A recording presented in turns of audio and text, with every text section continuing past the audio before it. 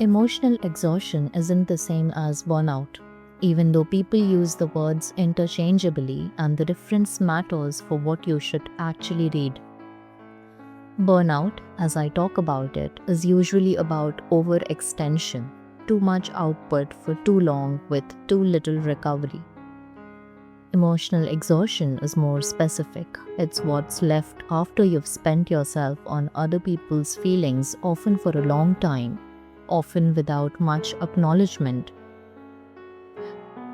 Caregivers know this one immediately, intimately. So do people who are the designated emotional support for everyone around them, professionally or otherwise. The reading difference is subtle but real. Burnout needs rest from output in general.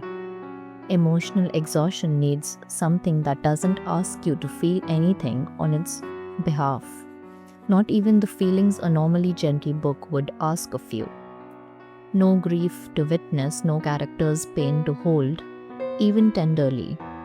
Just something that exists alongside you, asking nothing in return. This is where I'd point toward Cheryl Strayed's Tiny Beautiful Things. Short pieces, each one self-contained, written with real warmth, but structured so you can dip in for a single entry and feel something land without needing to carry an emotional arc across the whole book.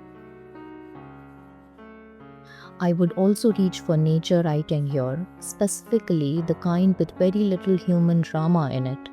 Something like a quiet collection of seasonal essays. The absence of other people's emotional needs on the page is itself the relief. You've spent your capacity on people. A book with almost no people in it can be exactly the rest your specific exhaustion needs. I personally like to read the romantic poems by Wordsworth, Shelley, and the likes. What I avoid completely for this state is anything billed as moving, anything that wants you to cry cathartically. That's a wonderful kind of reading for plenty of emotional states.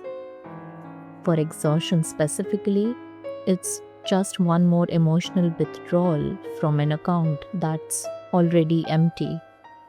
So I do not like that approach.